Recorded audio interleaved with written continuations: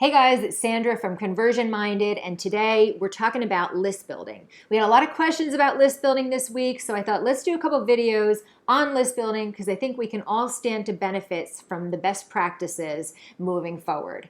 Before we jump into this, make sure you download the lead magnet checklist I have for you in the comments. It's going to help you apply some of what we covered today, and it's going to help you tweak and refine your lead magnets moving forward.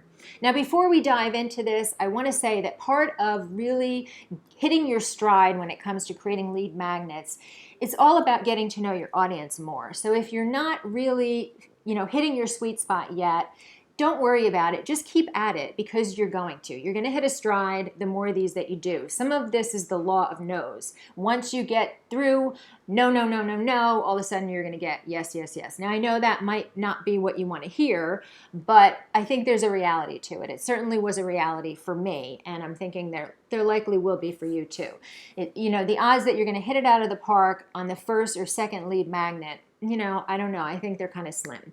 Having said that, there are definitely things that you can do, and that's what I'm going to cover today, to fix lead magnets that are not converting. The first one that I have for you is your titles. Titles are a big deal. They're a big deal with blog titles. They're a big deal with email subject lines, and they're a big deal with freebies. You always want to be thinking about creating value propositions out of your titles wherever they appear. And the reason is that people don't have a lot of time to decide if they really want this lead magnet. So you have to make it a no-brainer for them. So you really have to cover the who, what, and why in your title. Who is it for? What is it? And why do they want it? What's it going to help them do? If you can do that in your title, then you are well on your way to getting more click-throughs simply because you're making it easier for your audience. They don't have to think about it. They're going to know that this is for them. And I'll give you, for instance, you can have a title of a lead magnet that's called something like 10 travel apps in Europe.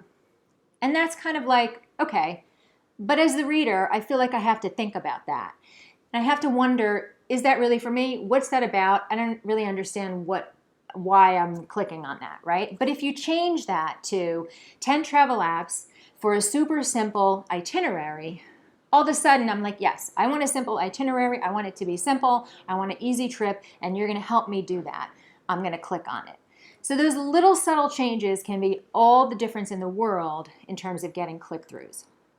The second tip that I have for you is the design of your opt-in button.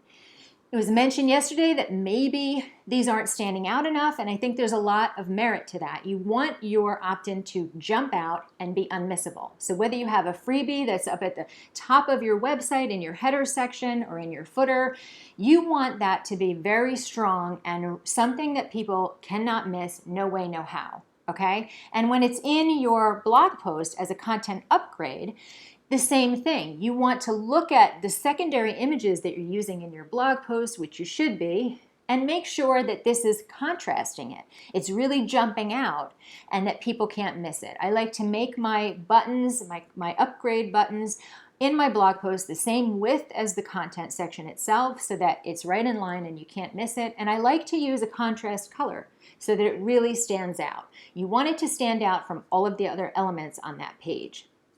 The third thing, and this is following up to that, is that you want to put it in multiple locations. So don't just settle on your opt-in button being at the bottom of your blog post or even at the top of your blog post, because you have to think about the way that people read and the way that they're going to start engaging with your page. They may or may not see your opt-in, or they may forget about it if they see it at the top. By the time they get to the bottom, they might forget that you have it up there. So you want to reintroduce it and give people multiple opportunities to click on your lead magnet so that because they see it.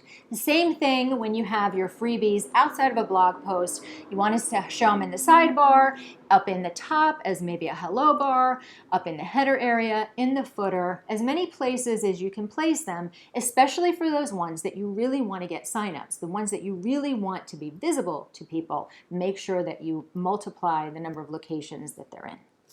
The fourth tip that I have for you is to check your errors. This is like a technology functionality thing. It's something that, it's happened to me. It's worth mentioning that something could just be broken. So you want to double check, And if you're not getting any signups, and that's across the board, it could be simple API problem or a plugin that updated and it broke something and you just have to reconfigure things. And you also, along those same lines, you want to make sure that you have as few points in the path to getting that opt-in as possible. So don't make people click more times than they ought to in order to get something, because what's going to happen is the minute that you give me more time to think about it, I might get distracted, I might start looking somewhere else, and I might forget that I wanted this. And you have to remember that some of this is impulse. Some of this is you're grabbing people when they most want something and they're reading your content and they're really engaged to not think about it, click, and be done. And the more steps that you have in between that action and them actually getting that lead magnet, the more problematic it's going to be in terms of the conversions. And then the other thing is, I think we're on 4 or 5, I forget, but it's to definitely A/B test. Because you don't know, I don't know, I can make suggestions to you, I can make suggestions to myself, but really without testing, you're not going to know. So test different colors, test different placement, test different titles. So get into the habit of doing some A/B tests. I can do that with Thrive Leads pretty easily just by creating a form. If your email service provider offers that, you can definitely use that. And you can also use, any of other opt-in services that offer that automatically. If not, you can run your own A/B test by simply creating 2 different buttons, 2 different forms, and 2 different sequences, all delivering the same thing. And you can start to see what people are kind of resonating with. So that's another thing to do. Always be testing no matter what. So if you're wondering if your opt-in is not converting, could it be better? Well, your whole job with A/B testing is to outperform whatever you're doing. So yeah, it can. You want to do this with everything that you're doing. And then the last thing is, this is a tip about your upgrade itself, about your lead magnet itself, and that is that, really the best lead magnets are quick and actionable. They're results oriented. They're not like a big brain dump of information. And this is good for you too, because you're going to be able to create them quicker.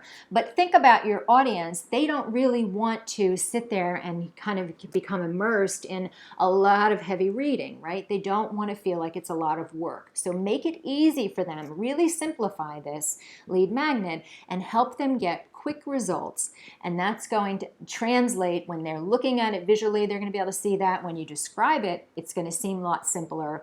And I think that's just the way that it is today. I'm not saying that you want to sacrifice value, but there is something to be said for getting some quick results, because we're all busy and we don't necessarily have a lot of time to take a deep dive in a big workbook or a big ebook. So keep it simple. My most high converting lead magnets are between 1 and 4 pages tops, and that's it. And a lot of that is graphic and visual.